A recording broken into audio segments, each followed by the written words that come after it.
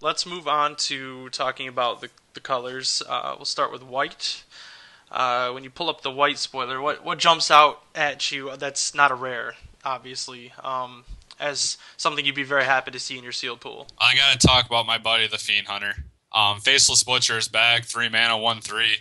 If you're looking through a spoiler, you just notice that there's not a lot of removal. So Fiend Hunter being able to remove your opponent's creature, Fiend Hunter is going to stick around a little bit just because that lack of removal is out there. As far as the rares, obviously the Overseer, Angelic Overseer is pretty powerful. Like White has a bunch of humans that are good on their own. Hexproof and Indestructible is pretty insane and limited. Yeah, it's a mythic bomb. Pretty much every mythic, it's gonna make your deck if you get one, and it's gonna dominate pretty much every game you play it in.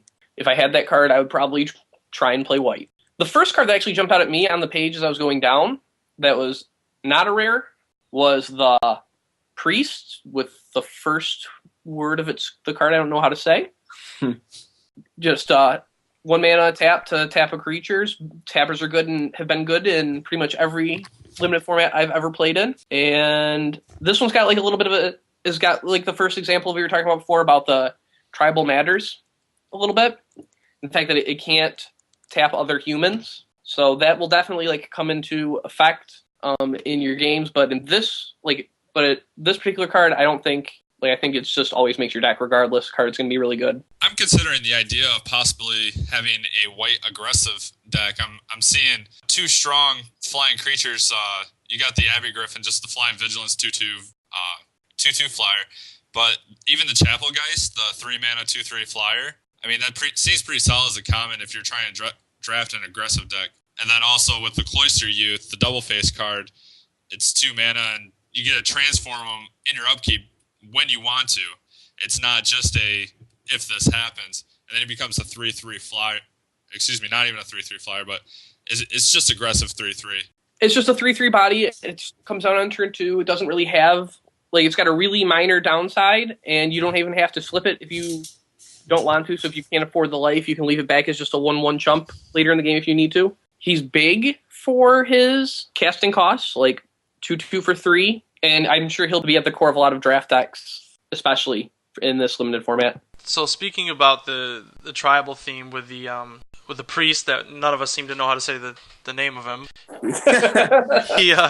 We also have a card that I'm really interested in. This card is Bonds of Faith. Do you guys think that will come into play as a negative, or do you think that'll be just as good as like a pacifism with another option attached to it? Since werewolves have that subtype human, it's going to hurt you once in a while where you really want to put it on it before it transforms and eats you alive. So that'll come into play once in a while.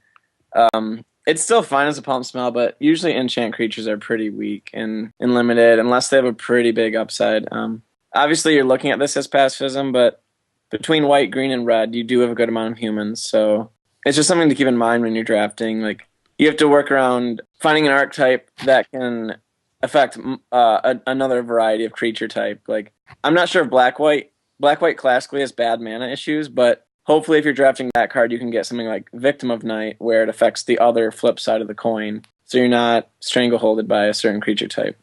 Yeah. The big issue with removal in this format is most of the good removal is only good removal against really specific, is only good against specific creature types or not good against specific creature types. Like I think this is probably going to end up being one of the better removal spells.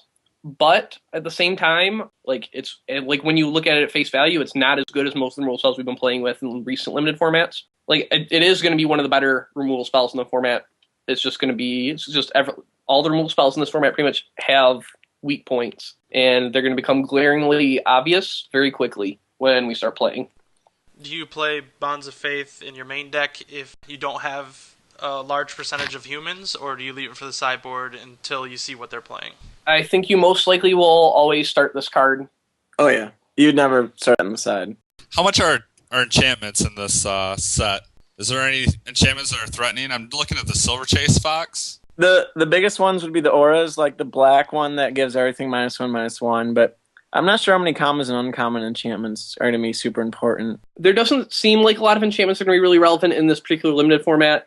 It seems like enchantments are going to be a theme in this block, though, and so that could become more relevant as the block develops. There's actually a card I wanted to talk about, Midnight Haunting. This set seems to have like a token sub-theme in a lot of ways, especially in white. It has an uncommon anthem effect for tokens. It's got multiple creatures that, when they die, make different amounts of tokens. And then Midnight Haunting also is a white and 2 instant, and it's put 2 flying spirit tokens into play that are 1/1s. And like we've been playing with Master Call in the last format, and it was pretty good. And this one seems even better. The fact that they're flying, how much can you compare this to a Spectral Possession? That's the comparison it gets the most, I think. I don't think it's quite on that level at all, but I think as far as limited goes, it's still going to be fantastic, and I could see it seeing a little bit of constructed play of like white weenie type of deck. It is a small tribal aspect too. There's a white card, I believe, that pumps spirits defense, and then there's a blue card that pumps their attack, and they're both fine on their own. And just getting that extra value is really good to build around. I think it's interesting that white actually has Intimidate on one of its creatures as well. Spectral Rider, it's just 2 white. It's kind of interesting to see Intimidate kind of drift over into the white. It does fit well with the white weenie idea of putting out low-costed guys that can get through or push through really well. Like, it and Cloistered Youth are uncommons, so you won't be able to see a bunch of those, like a high volume. But if White Weenie's not being drafted, you could also be the aggressive deck at the table and just be pounding with those cards because they're really powerful. So speaking of sealed, if you have a lot of white cards, do you try and go for aggressive, or is it more of a... Because it seems like it's got a lot of fast and then a lot of really big flyers as well. Yeah, I feel like you would probably... Like, it depends on the mix of cards you get, obviously, but I feel like there's a lot of like flying theme. Like, there's a lot of aggressive tokens, and you could go, and there's a lot of aggressively costed creatures with larger things that you could back them up with. So I feel like you could go aggressive using a white base and then finding a support color that goes well with it. It's going to depend on your archetype, because your second color will determine that more than just the color you're in. Like, you'll play the most powerful cards first usually, unless like your second best color pulls you towards aggressive or control. Like, if you're playing blue, you'll most likely be a blue-white flyer deck based on looking at blue, which we'll get to pretty soon. But that'll be a little slower. You just have to hold the ground down and get in over the air.